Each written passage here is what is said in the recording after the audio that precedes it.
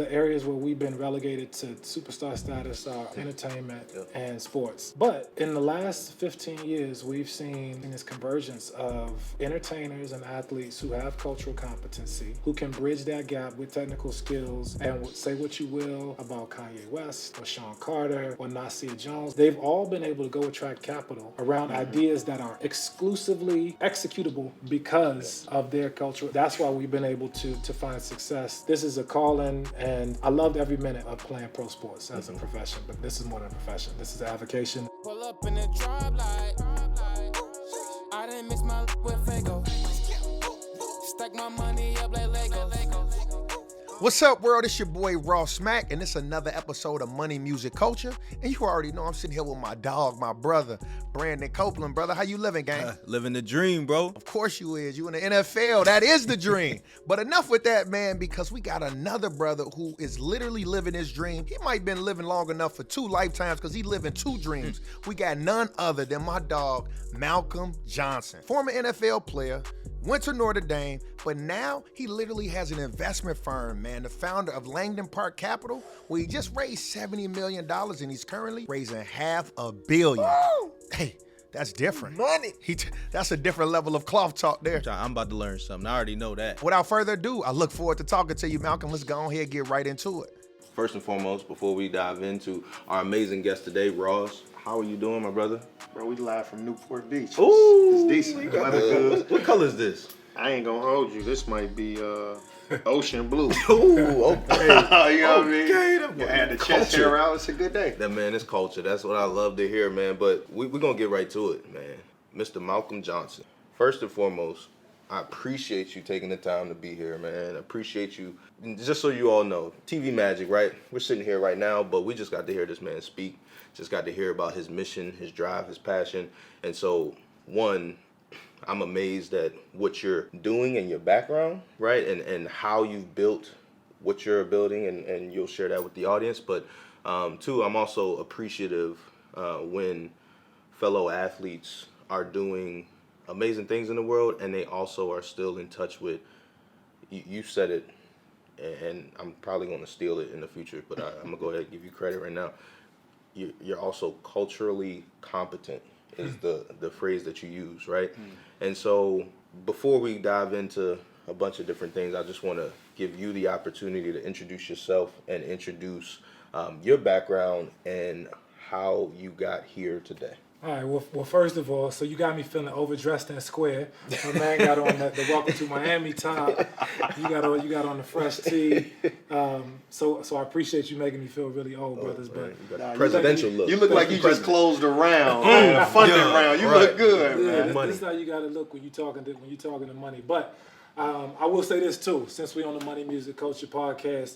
Let's also introduce me as Washington, D.C. native, go-go aficionado, Malcolm Johnson. I don't know how many people up here really have come to talk about Rare Essence or Junkyard Band or Backyard Band, but when we get to that portion of the show, we can talk about why go-go music is the only cultural element of our culture that has not been co-opted. Okay, I'm about to say. The only. Hip-hop has been co-opted. Okay. The way we dress has been co-opted. Say no more. Our hairstyles have been co-opted. Go-go is still ours. Yeah. So that's why Washington, D.C. natives love it. And That's a fact. it's in the water. Because, Baltimore and D.C., we got a little tension at times. You know what I'm saying? Like, it's the cousin that you root for in the world, but, like, when you at the house, you playing on the sticks, it's like, man, give me my stuff back, man. You jocking everything I do. So, we got that Baltimore club music, but you are 100% right. It's all love. Go-go has not been touched. It's And all as love. a That's Chicago native, I'm like, wait a minute, we got Chicago house music, but that didn't been touched, stepped on. It had been all type of stuff. It's definitely watered down. It's no longer blue magic. But you know what? We can acknowledge one thing. It's all emanating from the same place. So just the reason I'm looking presidential, and thank you for saying that, brother, is because we're here at Game Time 2022. Josh Childress and his team at Landspire have hosted us to talk about the intersection of pro sports, business, community, capital, and how we are empowered at this point in time to go do all of those things. We don't have to be marginalized. I'm CEO of Langdon Park Capital, which is a real estate private equity firm that invests primarily in workforce housing in places like South Central LA, Washington, D.C., where I'm from, East Bay, up in Northern California. And we do all of that through the lens of how can we create positive outcomes for the Black and Latino families who live in our communities. So simple investment thesis.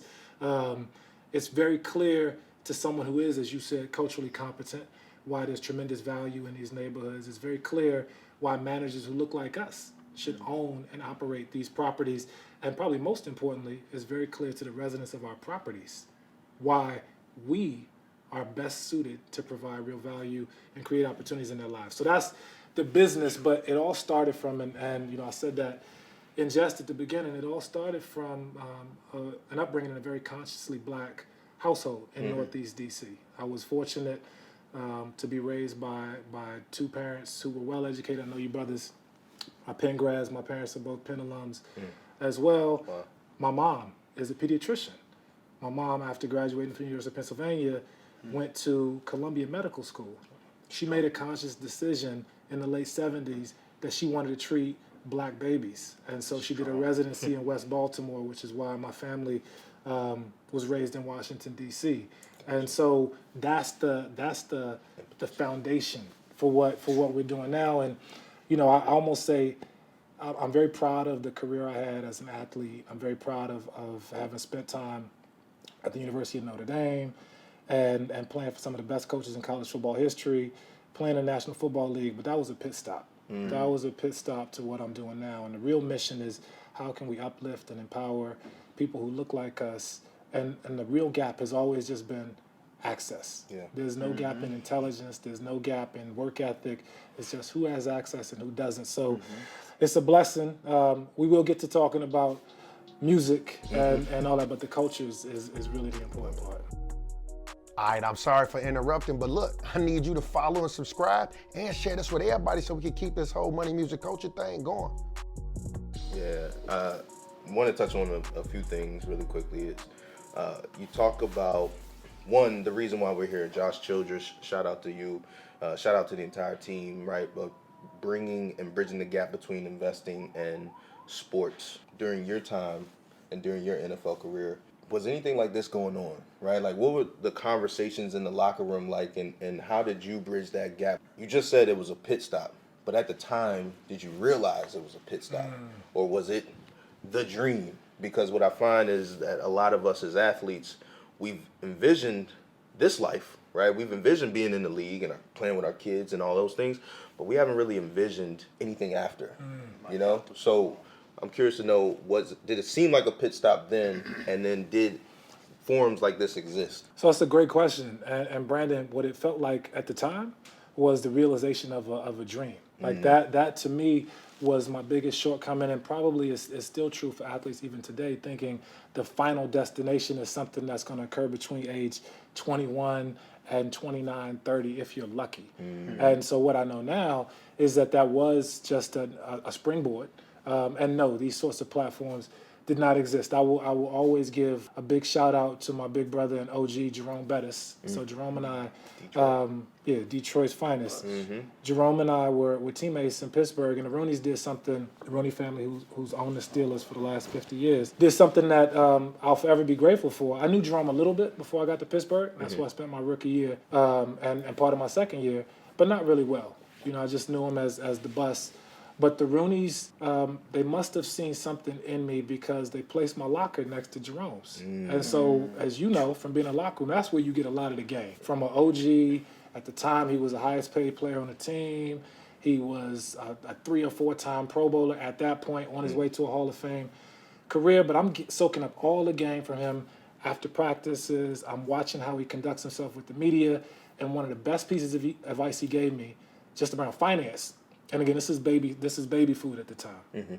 But he said, so one thing, I know we all tight in his locker room, but you got to make sure you stand in your lane. You can't do what you see all the vets doing. And Jerome, great business person. Owned 2 restaurants, several properties in Pittsburgh and his native Detroit. But Jerome drove a Ferrari. He had an SL 500. He had a personal assistant. And Jerome was my guy. But I had to drive a Ford Expedition with baby rims on it, and I had to stay in my lane, and that was good advice, you know, to make sure you are focused on your level at the time. But then the other piece of very real financial advice, and it got me thinking about one of the most basic parts of owning a business, just budgeting and cash flow. You're only gonna get 17 checks this year. So you gotta budget your entire 12 months based on 17 checks that might feel really big when you get that week one check. And he actually went around, and I appreciated him for this.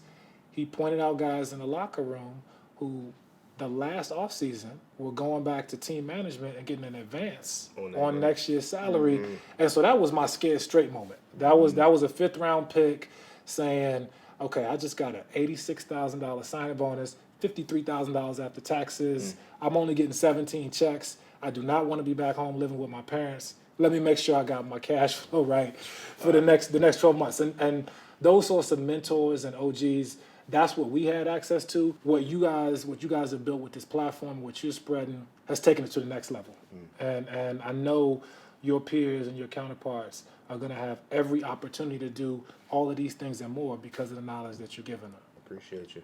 Hey, shout out to the bus, because that's sure. a crazy game. Yes. And I could only imagine, right, when you look at some of the statistics of athletes, it's not a lot of buses that was given that type of game, or more importantly, it wasn't a lot of people that was receptive and received the game. Because, like, when you heard that, like, what changed in your life in terms of, like, was it spending habits, or did you say, you know what, let me put this amount of money aside, or, like, how did you kind of stay confined? Because, like you say, people driving Ferraris, everybody got on a different type of watch, big going out, big parties. Like, how did you stay disciplined in that realm? So that's a great question, Ross, but I was smart enough to do one thing that was probably stated even better by the late, great Nipsey Hussle when he said, I study rich brothers like my homework. So that was me just studying, and I was smart enough to sit back and look at a guy like Jerome Bettis, a guy named Mark Bruner, who I said, these are veterans in the league, so they figured out how to navigate the National Football League. They have their finances in order, and they're living at their means, not above their means. They're living at their means. They own businesses outside of just getting a weekly paycheck during the season. So that was it. I was just studying. I was studying, and most astute business people will tell you they had a mentor, they had a guide. So in every way, that was the answer. I said, let me study, let me sit back and observe, and if he's giving out free game, I'm definitely gonna pick it up. Yeah. And what's crazy is statistics in America, right? Like 2/3 of Americans live paycheck to paycheck. About 70% don't have $1,000 saved. So, like, when you hear from an athlete, like, man, I'm gonna try to live within my means. Now, obviously, means of a professional athlete is a lot higher than the average human, right? 90+% in terms of being a percentile, right? Top 5 percentile for sure. But, like, what would you say could help change the other, 2/3 of Americans who are living paycheck to paycheck? Where do you think they need to start in order to be within their means? So first and foremost, it has to start with education. And education is not just, well, I'm going to take what the person that's trying to sell me something told me. Like, I gotta take the whole picture into context. Who is giving me this advice? Am I being focused on making sure I have a 700 credit score? Yes, that's important. 700 plus credit score is critically important. But is it only so I can go qualify for a credit card that then keeps me in this cycle of debt? Exactly. Like, where are you getting educated? What are you learning about not just saving, not just budgeting, but investing? That third piece is absolutely critical. Inflation will eat up every amount of savings that you ever have if all you do is put your money in the bank. Or worse, put it in a shoebox underneath our bed. And I'm speaking from a culturally competent standpoint when I say put money in a shoebox under your bed. So you have to have education that provides you with the tools to then go live your financially free best life, period. So it has to start with education, but education, just like learning about our experience in this country, our experience throughout civilization, it can't just come from your oppressor. It can't just come from the person who wants to keep you in this space. cycle. Yeah, you gotta, in a lot of ways, do your own homework and make sure you get an education from the right sources. Yeah. So it's funny, just to highlight one of the challenges of the pro athlete, right? Is like, you have to take this money, you have to budget it out. Right now, they've extended our game checks so that now, instead of getting paid in 18 games or 18 weeks, now we get paid in 36 weeks, right? but you need to take this money, you need to extend it out for the year, but also this is, for most of us, the most money you'll be making for the rest of your life, right?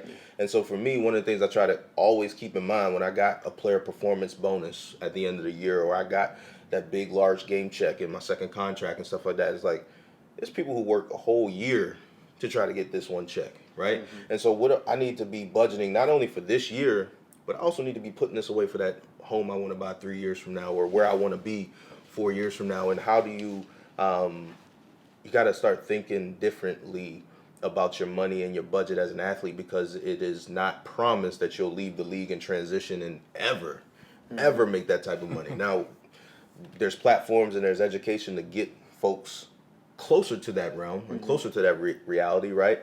And there's a lot of guys now who are doing it, making more off the field than on it. But I think that's one of the challenges from a budgeting standpoint for athletes, is because we think about the year, but it's like, you got to think about 5 years from now too, you know?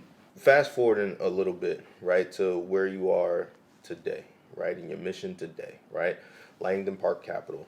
Why is this the mission, right? Because a lot of people as athletes, and I'll let you dive into your mission, but like a lot of us as athletes, I feel like, you know, you go into the locker room and most of us are talking about real estate, because that's what we've been told. We want to own restaurants, but no one necessarily breaks it down to us in terms of like, we just think of the things that we've been shown our entire lives as cool, right? But you at this stage are developing real communities, as opposed to when, quite honestly, it might be more profitable, right, to push the people who look like you out. So how did this become the mission for you, and how has it become, hey, this is my lane and I don't care what you tell me about it, I'm going to make sure that my people can stay within their community? So, you know, there's a lot to unpack in that question, but you framed it the right way when you called it a mission. And the approach to founding this company was the same as the approach as I transitioned from pro sports into business, period. And it was, one, what do I have a technical skill set in? And if I don't have a technical skill set, how can I go attain that technical skill set? What am I passionate about? And then what type of life do I want to live? And all three of those things have become crystallized in Langdon Park Capital. But I'm honored because every day I get to walk into a company that's literally named after the flower bed that raised me. Langdon Park Recreation Center is the hub for everything that built me and my brothers in the 1980s. I learned to swim at that park. It's connected to a public library. That was my after-school haven. I learned to play basketball at that park. I'm thinking of all of the dozens and dozens of powerful, mostly male, black mentors, coaches, volunteers who poured into me and all of my neighbors. Langdon Park Rec Center sat between my house, which was a beautiful single-family home, and 5 blocks away was public housing. So that was the definition of mixed income. But whether you lived in Montana Terrace, which is a public housing, or you lived at 20th and Jackson Street, which is where my house was, at Langdon Park Capital, you had every opportunity to go be successful because you still were poured into at Langdon Park Rec Center. And that's what we think about Langdon Park Capital. Like we're looking at communities like Baldwin Village in South LA, or Prince George's County, Maryland, which is one of the last bastions of black culture in the District, Maryland, Virginia region. And we think of opportunity, and that's the mission. But I did have to get a technical skill set. So I spent almost 17 years working for large financial services companies.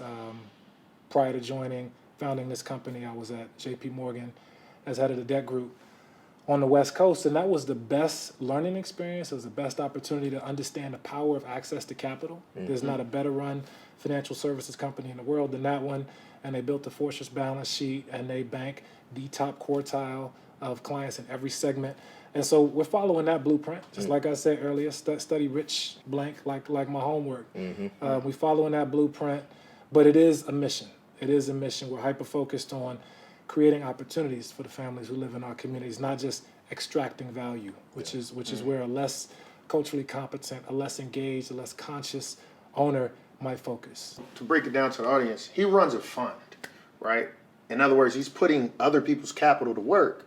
And so when you're out, raising capital, so to speak, right, and being culturally competent, do you actually see a little difference, right? A discrepancy in the sense of investors, VCs, they want the highest returns, or just granted where we are in the times, are they a little more conscious of saying, you know what, we do want to make a positive Social impact on the community. Exactly. So how exactly are you thinking about that, or better yet, what's it like from the people that are sitting across the table from you? Yeah, so you asked the right question. So absolutely, capital in a capitalist society is very efficient.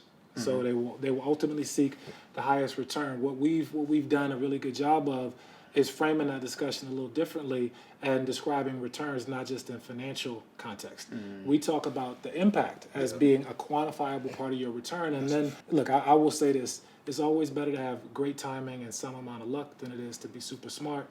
What Langdon Park Capital is doing was a good business idea a decade ago. It was a good business idea 20 years ago.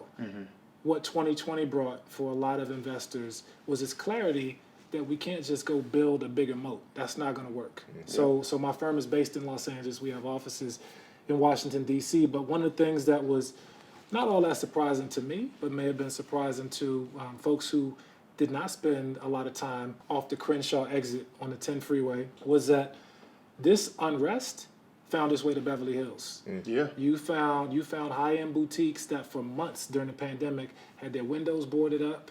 They had extra security on 24-hour patrol. Why? Because the have-nots felt so disenfranchised that they said, there's no part of the system that I can participate in, so I don't want any more of this system. Right. And I think a lot of investors have said we have to create solutions. We have to think about, if you don't have adequate housing, if you got bars on your windows that feel like you live in a correctional facility, what does that mean as you enter the workforce? What does that mean as you're trying to go to school? None of it works without having an entire society that feels like they can be part of it. So that's what investors have to a lot of their credit. They've said we need to find ways to get, yes, financial returns are important, but it can't just be about the financial return, because access to capital has been something we've had forever. But has this part of the spectrum had access to opportunity? That's what we're providing, and I'm proud of the fact that we've been able to attract capital that is mission aligned so far. And that's every time I pitch to an investor, I talk about, let's reframe the conversation. It can't just be about making an extra 200 basis points financially. It has to be about, what did this do for the greater good, and that message is resonating. Can you talk about raising capital, and if you don't mind sharing what you've raised thus far, where you're going, and how, for the audience members at home, because obviously there's a kid at home who's like me, and what I always tell people, growing up, for me it was like, oh, if I want to own this property, this building, it was like, all right, well, I got to make all this money so that I can buy it out myself. And you look at this team, oh, I want to own the team, and you don't realize that there are multiple owners within the structure, right? Yeah. You think that I got to do it all on my own, and you don't understand the concept of collaboration, joint venture agreement, joint ownership. Also, one of the craziest pieces of advice my rookie year I got from one of the Winklevoss twins, Tyler Winklevoss. I was trying to raise money. I was trying to fund my own app, and he was like, whoa. Rule number 1, never, ever use your own money in your idea. And I'm like, what are you talking about? Like, I don't have no friends and family that can, drop a check in this thing, right? Friends and family around, I am. Man. Right. This is me, right? So can you talk about the lens for the young person at home of like, what does it mean to raise capital? What are you actually doing with that capital? And then how you return money to your investors over time, right? That idea of collaboration. I know that's a mouthful, but that idea of collaboration, because I think for us in the culture, it's not something that we see too often. It's not something we think about. You got to think about it, and this is, again, the distribution of labor works this way, the distribution of capital works this way. There are far less great ideas than there is capital, and there's even fewer great ideas that are executable than there is capital.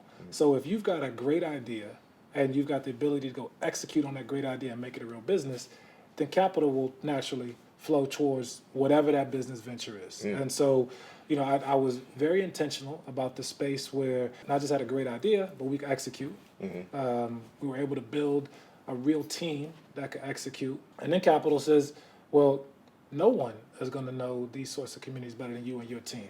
No one's going to be able to operate these apartment communities better than you and your team. You've got decades and decades of experience in real estate finance at the best institutions. So do your team members. You got this background as an athlete, but you can bridge the competitiveness, the teamwork, the accountability with the real estate technical skill set. That's where capital gets comfortable. That's where capital gets comfortable. I will also say this though, and we've seen it in a number of different industries. Entertainment being probably one of the biggest, because for us in our very relatively brief history in North America, the areas where we've been relegated to superstar status are entertainment and sports. But in the last 15 years, we've seen this convergence of entertainers and athletes who have cultural competency, who can bridge that gap with technical skills. And say what you will about Kanye West or Sean Carter or Nasir Jones, my personal favorite hip-hop artist of all time. They've all been able to go attract capital around ideas that are exclusively executable because of their culture. Like that's why we've been able to find success. And it just so happens, just like those folks I mentioned, our team is extremely passionate about what we're investing in. I skip to my office every day. Like it's an honor for me to walk into a building that has Langdon Park written on the back. Like this is a calling, and I loved every minute of playing pro sports as a profession. But this is more than a profession. This is an avocation. And So I'm gonna go with something you just brought in. You know, we talk money, music, and I'm gonna highlight the music because you just said Nas is your favorite artist. He's solid. I rock with him, you know. But when we talk about athletes, he hard. He hard. Nas, you hard. You know. But when we talk about and pause on that. But when we talk about you know, athletes and entertainers, right? Back in the day, all they were on some shut up and dribble. All they were grab the mic and entertain. But now it is a different world where athletes have a place and entertainers have a place outside of the stage and outside of, you know, the field, because now they're handling business, right? And so we got, you know, Nas with Queensbridge Capital, he invested in Coinbase, we starting to see that, whether it was Dr. Dre.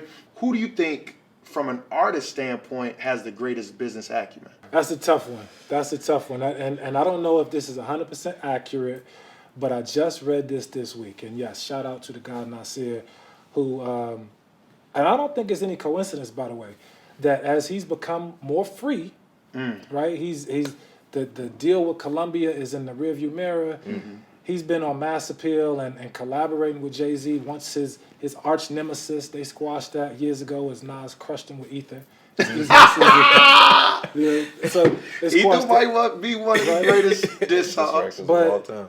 Musical output is better. King's Disease and King's Disease 2 are among the best in his catalog, and there's probably something to him now being in a different space mentally because he feels free. I just want to say, you want to go on record that Queen's Disease is better than like Illmatic and all that? No. It's King's Disease. You low key. You know what I meant, but I just want to go. I just want to go on record, like, because you were saying it's the best. Illmatic is classic material. Okay. And let's also remember this.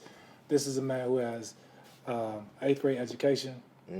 Illmatic dropped when he was 19 years old. Most of it was written when he was 17 or 18. And that's going to be studied in the Smithsonian. So there's not too many hip hop artists. My wife and I just got a chance to go see Nas perform at Disney Concert Hall in LA, and he was every bit as on point performing the album as he would have been in 1994. So that's no discussion. It sounded like it came from you. No discussion, no discourse. But it's Illmatic, and then probably KD2, then KD1. And Stillmatic is a close fourth. But solid. The anecdote, to answer your question about who's the artist that has been able to do it best. And I don't know if this is 100% true. So all the MJ fans out there, don't fight me, don't at me if it's not. But I just read that Michael Jackson and Paul McCartney were once close friends.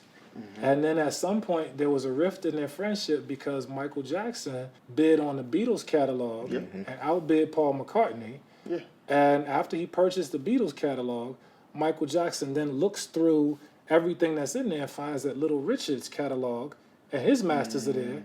And then Michael gifted Little Richard his masters and literally put millions of dollars back into Little Richard's pocket. Now, if that's true, that's the ultimate shout out, rest in peace to MJ. So, Goat. those are the types of stories that we need to be shouting from the mountaintops. And I think, as we've learned, it's become part of the culture. Yeah. It's become part of the culture. My first rap, whatever, was the Fat Boys and then LL Cool J and then Run DMC. But then there was Nas and then there was Jay-Z who was talking about real business. That's the culture now. Yeah. Like for a while it was just how good an MC are you? And then Jay took it to, I'm not just talking about being an MC. From his very first album, he was talking about being a business person and uplifting his community, pivoting. And that's what we've internalized that now. Yeah. And so that means more opportunities for us to have success. And I'm proud of that. That's a beautiful thing to witness. Final question for you. And we're definitely going to have a part 2, part 3, part 7. We can go out there. But, yeah. So, Ross has highlighted the fact that, one time he was in Chicago talking to a group of high school kids. And, he's talking to them about financial education, financial literacy, budgeting, saving up, investing, all those types of things. And the young man said, all right, listen, I get what all you're saying. And that's nice. That's cool. But if I want to invest my money right now, if I want to park money somewhere, what do I need to do today, or where should I invest my money today to actually make some money? That young high school kid is watching right now and asking you that same question. What are your thoughts there? That's a great question. I would say access to the markets has been democratized. And at one point, not that long ago, it was a pretty hefty barrier to entrance if you just wanted to invest in the stock market. Brokerage fees made that cost prohibitive for all but the top 1%. That's no longer the case. You can do free trades on any number of platforms from Robinhood to E-Trade. I would say first and foremost, educate yourself. Educate yourself about the markets, and you can become a shareholder in a real estate investment management firm that's publicly traded right on the NYSE by just buying a share. Educate yourself first. Understand, where am I shopping? Am I at a Brookfield shopping center? Am I at a Westfield shopping center? And by the way, Westfield is selling all of the shopping centers around the country, so might not be the best buy right now. But that's number one. Educate yourself about the market. Buy into the stock market and watch what happens with that real estate portfolio. That's beyond the financial gains that you may or may not realize from that investment. You're going to get an education on how companies make money, what cycles do to real estate firms. And then as you start to build and amass wealth, you can figure out, does it make sense for me to go in with 2 partners and try to buy a part of a duplex? Does it make sense for me to buy an Airbnb that I rent out for 10 months of the year, but I live there for 2 months while I'm working remotely? Starting with the stock market, you get to watch in real time what real estate companies are doing to make money. That's the biggest piece of advice I would give. Educate yourself on where you're going to invest. Do it. Watch what happens with that investment. Now you got a little bit of knowledge. Take what wealth you amass and figure out how to go be way more hands-on and purchase your first property. That's awesome. That's awesome. I got one quick question All right, before for we sure. wrap, dog. It better not be about house music. Nah, man. Because I don't know much about house music. But You are an expert in your field, and obviously we're in the midst of people are believing we're going to go into a recession at some point, right? We got war in Russia, Ukraine, 40-year high inflation, in the midst of a crypto bear market. What's your view? Some people believe we may be in the midst of a housing bubble. Some believe, oh no, housing is super safe. What's your view? Do you have a view? Let me know. Absolutely. Definitely have a view, and I can say this, but without having a crystal ball on my desk or anywhere in my possession. So I can't predict the future. I can't say with any degree of certainty what's going to happen with rates. They probably will go up before they go down. But I can tell you this. in the history of American capitalism, these types of periods of distress and volatility and uncertainty, opportunity is created for massive wealth building. And I'm a strong believer in the product type that Langdon Park Capital invests in.